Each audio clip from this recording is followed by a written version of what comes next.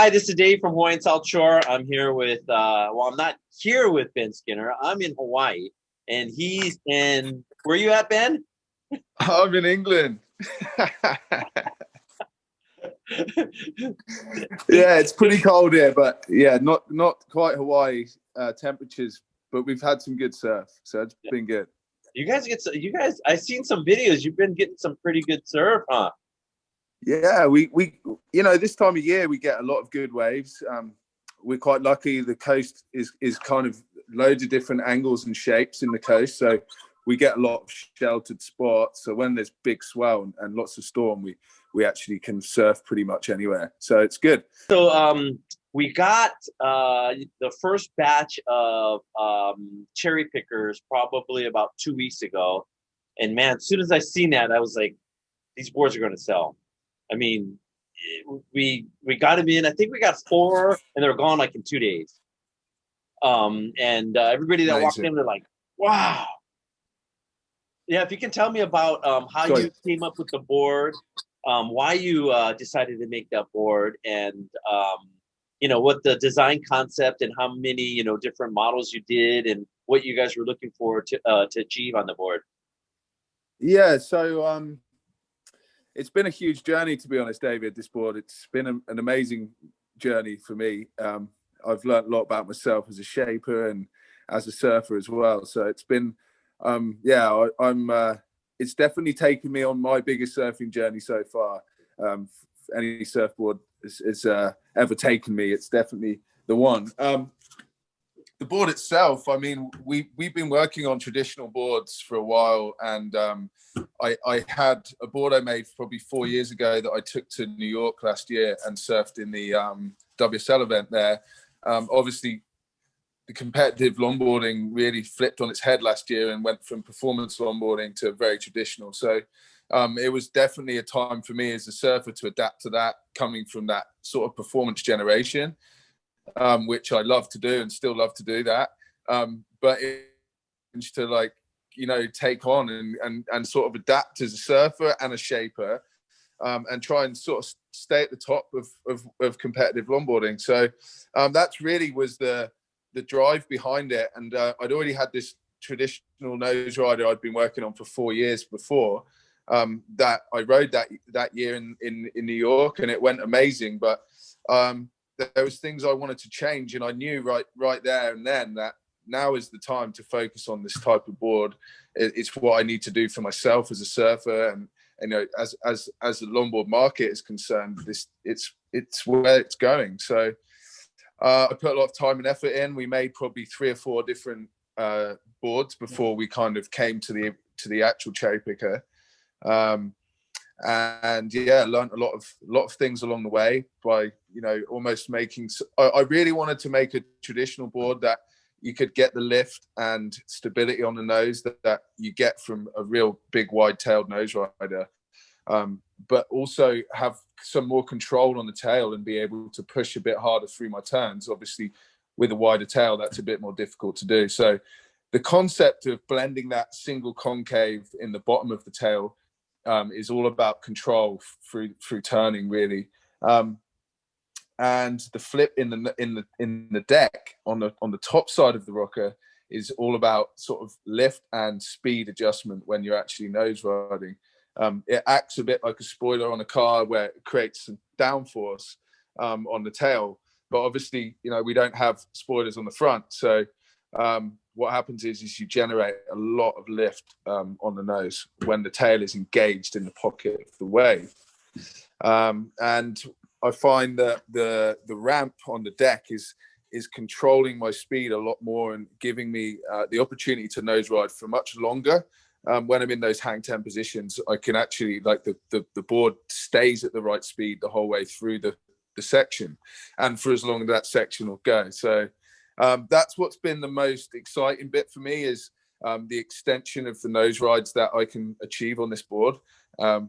And the lift that I feel when I'm on the nose is kind of mind blowing. So, and the fact is, it still turns great off the tail as well. And still it's made me surf a lot more traditional, and my turns are very different, but I can still do nice, big, drawn out traditional turns with power and control.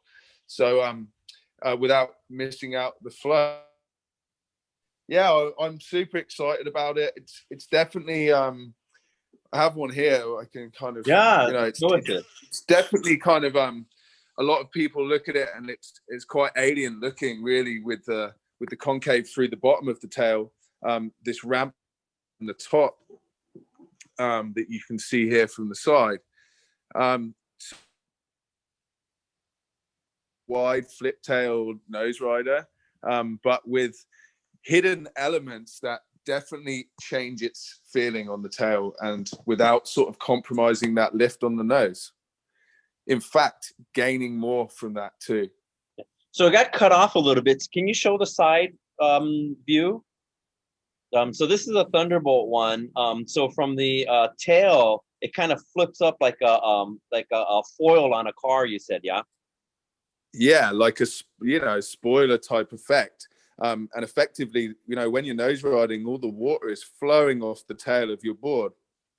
That ramp is naturally gonna hold the board back in the pocket for longer, because it's basically slowing you down. At the same time as slowing you down, it's creating downforce on the tail because of the width and the rocker in the tail, which is, you know, only doing one thing and creating lift in the nose. So it's very much like a yeah, it's definitely futuristic looking, and I think some people might look at it and think, I don't know how that's going to go, but really what I would love people to do is just try it. And I know you're kindly getting a demo board in the shop there, so just for people to come and feel the board. It's because, you know, I have my shop here in the factory that you guys have shown you guys before, and as much as I can stand here and sell this board all day, it's really about going and feeling it. So we love to get people to go and try them and feel that for themselves. So the fact you guys are doing that, take the opportunity, come and have a go on this board. It's definitely different. I guarantee you'll feel something different you've never felt before. So yeah, have a go. I'm really excited to share it with everyone, and yeah, stoked for the opportunity. Yeah, well, no, we're stoked. As soon as I seen the board, our first batch, we put in another 12 boards, and I'm like, well, we're gonna grab one for a demo because I want to ride it. As soon as we seen it, I knew this board was gonna go off. The tail, so you made it a super, you know, squared off wide tail. Yeah. Why did you do that?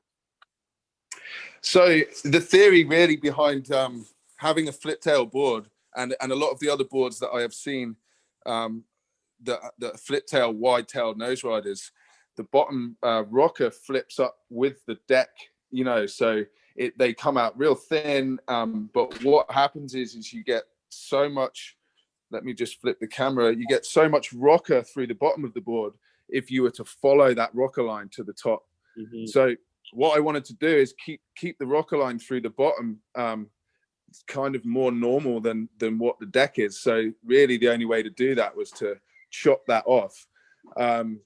And, you know, obviously then putting this single concave in the bottom of the board behind the fin box. So we're taking the roll, you know, this board from the bottom is very rolled out through the tail. So I can just show you a sec. Flip the board over. So we've got a lot of, you know, kind of the board rolls out from the kind of back third of the board. There's lots of roll in the rail, and everything's kind of nice and foiled and bladey. You know, nothing's too thick in the rail, so it's definitely helps with the response on the rail.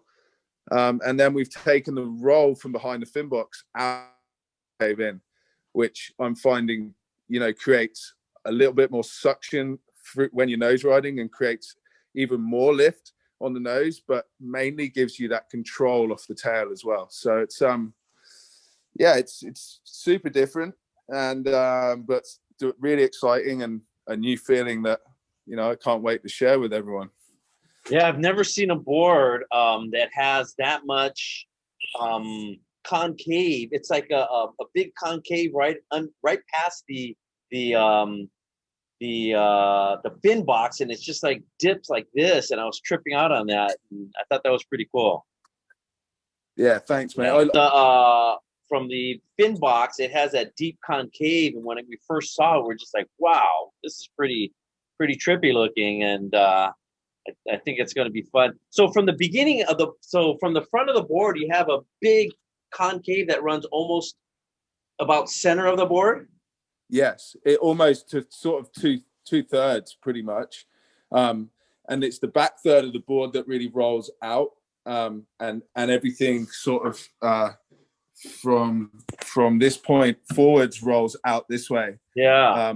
And then right on the concave rolls in. So we're taking that roll away by putting in this concave, which is giving a lot of control and, you know, sort of real drivey feeling through the turns as well. So that's super nice and different. The concave, as you said, you know, runs right back through the board to that back third. And one of the main reasons for that is on this board, when you're actually nose riding, you're sort of planing on the board much further back than you would be on a traditional board. So, you know, in a performance board, and in a performance board, our concaves are definitely more forwards in the nose, because there's more nose in the water when you're actually nose riding.